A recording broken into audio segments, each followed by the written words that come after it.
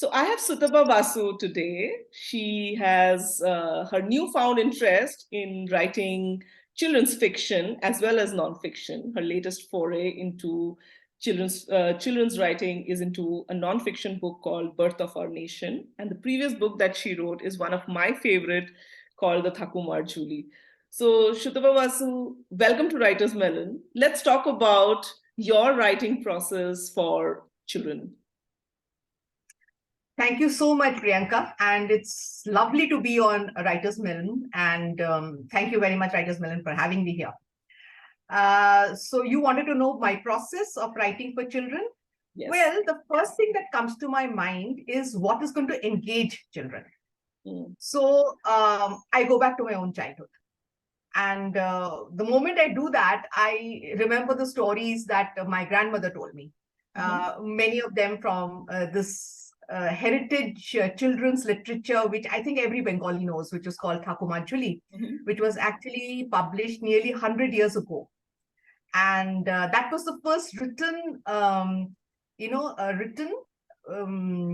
version of it, because before that, all of it was oral storytelling. So, so this is the book. I'll just show you the book. This is the book. And Dakshinaranjan Mitra Majumdar is the writer of Thakurmar Jhuli. And he took the stories from stories he heard his own mother and grandmother say. And he used to, as when he grew up, he was a zamindar. So he would be going to all the villages, and when he would go there in the night, the villagers would sit, in a group, and they would tell these stories. And he realized that they were telling the same stories that he had heard as a child. So he would go back home and write those stories down. And he even, drew the pictures for those stories, actually. And then when it was first printed 100 years ago, Tagore wrote the foreword for it. And the reason he wrote this is that he wanted, that was the time when, the freedom struggle was at its peak. And he wanted the children to know about their heritage and to be proud of their country, And that was the very reason why I also decided to translate Thakurmar Jhuli into English, called it Princesses, Monsters, and Magical Creatures. First is because they're really magical, the tales. And I felt so bad that only children or only, people who could read Bengali knew about it. So I said, why not the whole world? And that was the very reason I translated it into English. The other thing was, I think it's time that children know about our beautiful literary heritage, which is, very rich and is very much there in the regional languages. So I know Bangla, so I decided to translate Thakurmar Jhuli. But then I think there are many, many more folk literature in our regional languages, which should be translated, and our children should read them. You would immediately say that why not read them in their original? Very true. But you will not believe, once I came out with this book, once this book was published, there were so many people who called me, who sent me messages saying that now our grandchildren who are not reading Bangla can read the stories because they are reading English. Exactly. So I felt so good. There was a lady from Bangladesh, settled in Canada, who wrote me a message saying that I'm so proud that there's a book like this, and I can read it to my children can read it. Great. I mean, what better than to get such kind of appreciation from readers themselves, right? I mean, this is, of course, one book that really caught my attention amongst many others that you have written. I mean, I was just telling you how proud you must feel to sit in your library with some of your books stacked next to you. So I'm sure writing for children is a big challenge, the whole engagement aspect, and here you're also retelling something. But tell us about your experience of writing these amazing historical fiction. I don't know if I can call them fiction, like Padmavati, Ghenghiz Khan, and Nadir Shah. So tell us how was writing these books, and why did you decide to write about someone like Nadir Shah? I mean, do you really want us to remember all these some of the brutal rulers in the past? I mean, I would really love to know your perspective. How did it come? So history is one more subject which is very close to my heart. And I myself, I'm a voracious reader of historical novels, whether history of India or history of any of the other countries. They're always interested me. So, like they say that when you start writing, you should write what you love to read, because you have read so much and you know the genre well. So that is why I decided on historical fiction. Now, why did I write about Ghenghiz Khan and Nadir Shah? And there is a third one which will be coming, because firstly, it's a series about the invaders of India. Yes. Who invaded India and why did they invade India and what happened when they invaded India? So I started off with Ghenghiz Khan, and the thing that actually is always a hurdle is the research. So it was very difficult because, Ghenghiz Khan is from the 11th century, Mongolia. And how do I, get there? How do I find out about him? But fortunately, I read, the book by Dr. John Mann, who is a Mongolist, who has traveled widely in Mongolia, and his pet subject is Ghenghiz Khan. Okay. So I got a lot of knowledge from that. I also downloaded the translated version of The Secret History of Mongols, which was actually commissioned by Ghenghiz Khan. Okay. So the thing that I discovered when I started doing this in-depth research into Ghenghiz Khan is how different he was from the global picture that we have of this man. No doubt, he was a conqueror. I mean, the Mongols actually, the empire, when it was at its zenith, it was 1/5 of the world, of the land, the world's land actually.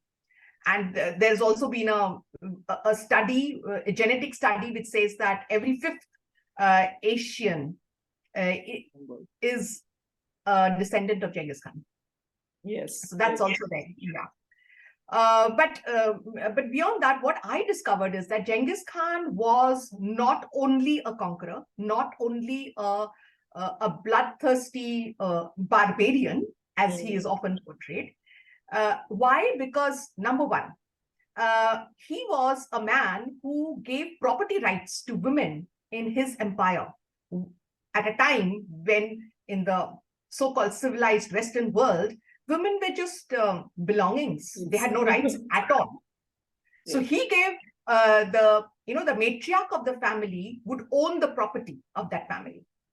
So that was one right he gave. Another one is that he believed, he himself was illiterate, but he knew that literacy is very important. And that is why he made sure that, people, they read, they learned to be literate. And he was the one who also commissioned The Secret History of Mongols, so that the generations to come would know about how this empire was built. So there were many things about Ghenghiz Khan which were logical, basically.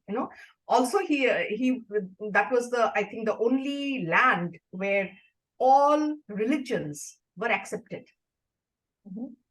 So and which was very different for the world at that time, where people were fighting crusades in the Western world. Okay. So that is the time when the Mongols accepted all religions in their empire, and they were all given, they had the right to practice whatever religion they wanted to. So these were certain things that were different about the kind of empire that Ghenghiz Khan made. Now you asked me a question about Nadir Shah. Why Nadir Shah? So Nadir Shah, of course, invaded India, and we know about his, how he conquered, the battle that was fought between him and the Mughal Empire, and how he won that battle, and then his what is called the sacking of Delhi.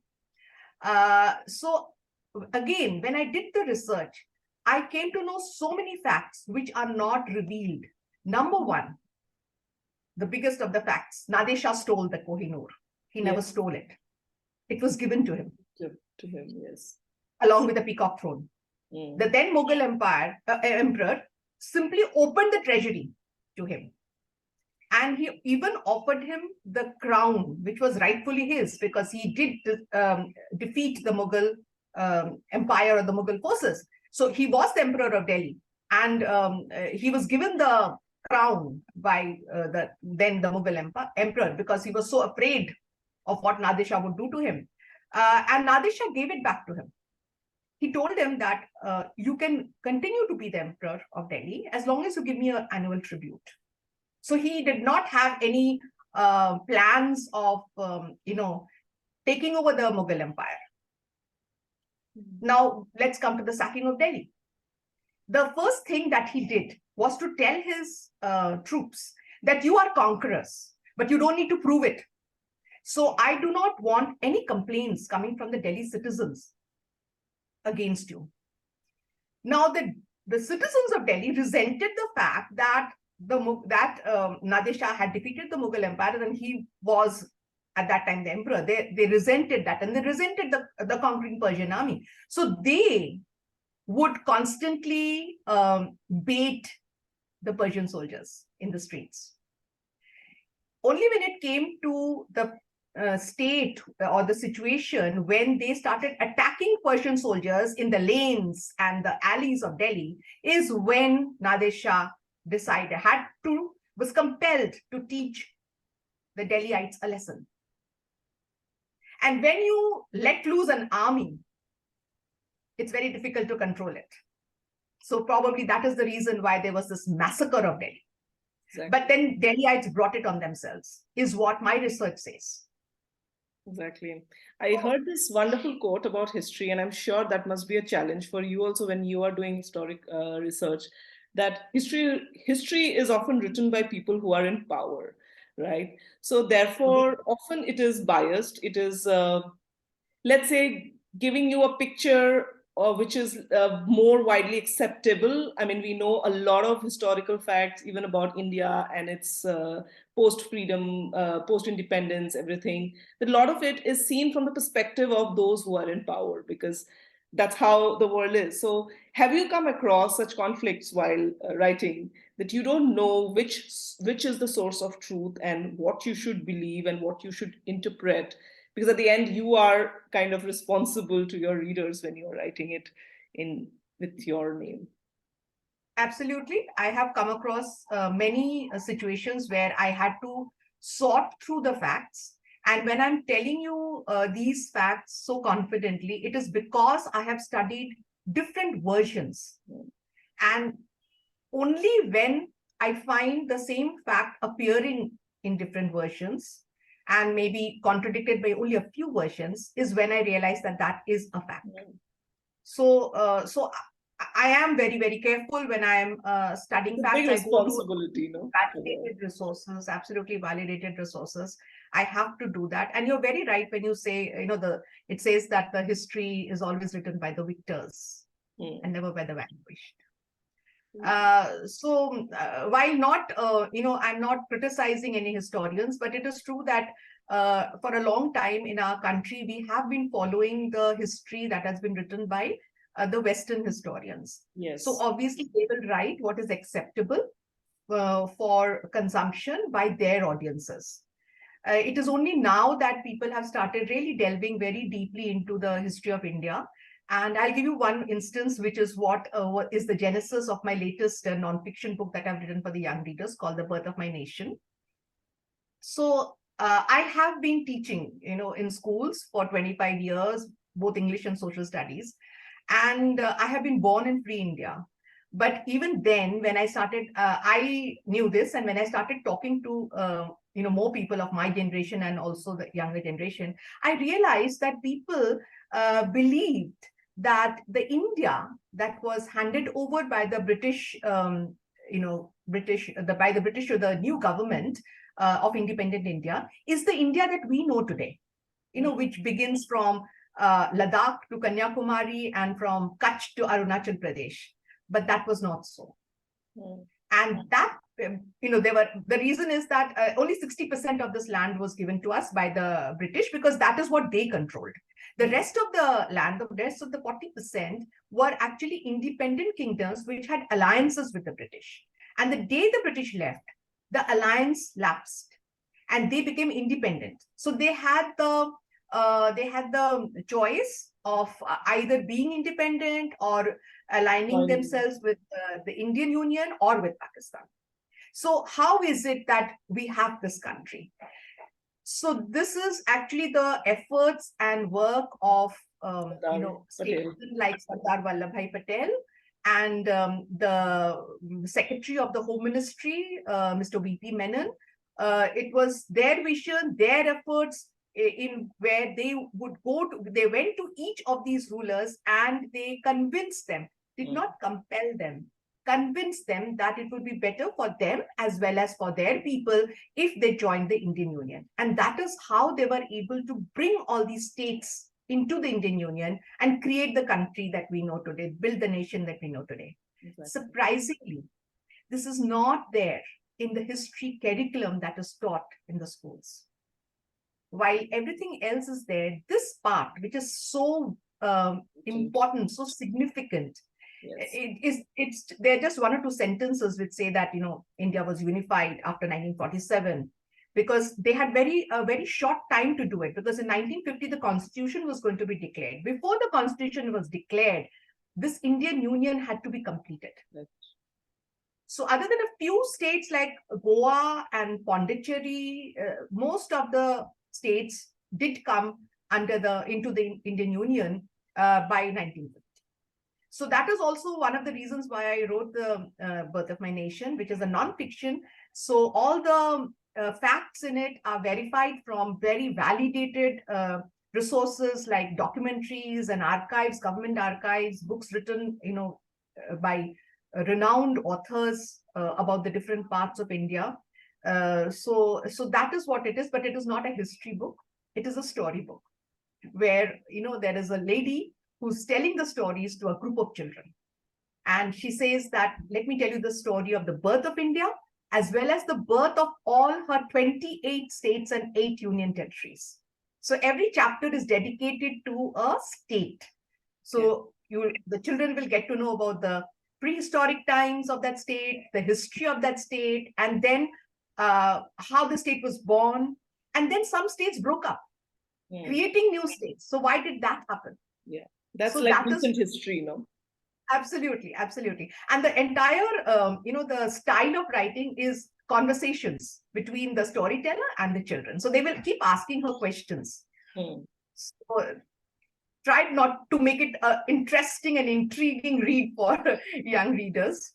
Absolutely. So by now you must have mastered the art of engaging the young audience. I mean, and that is something that you really enjoy. I really try. So Sutapa, I mean, it's no brainer that I'm super impressed with the entire body of work that you have next to you, sitting next to you, the books that you have written. I mean, that's of course commendable. You have been writing for, I think, close to 10 years now, if I'm not, I mean, at least getting published for the last so many years.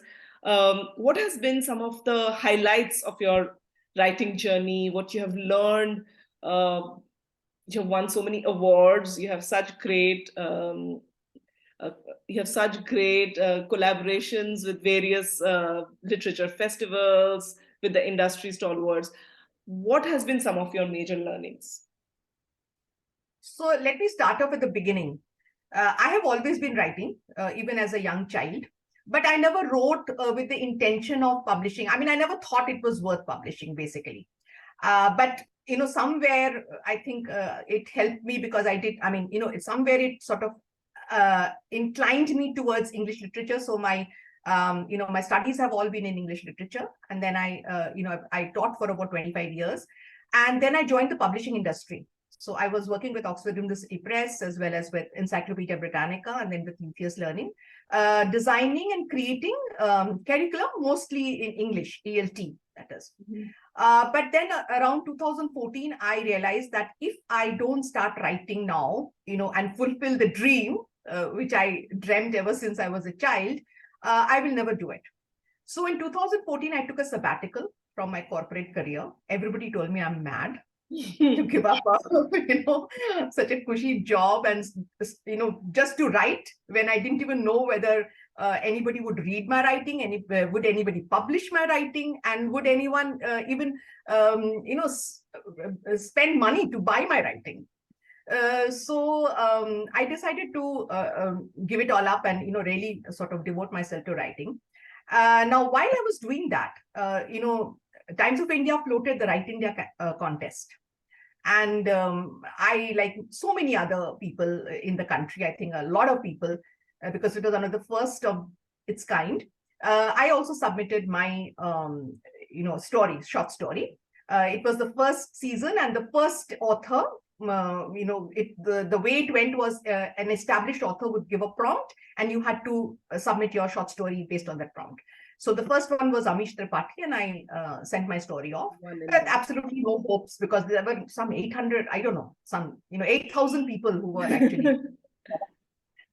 So when they announced that I had won the first prize, I immediately told people, even on Facebook, that it's some other Sutapa, not me. I can't first prize.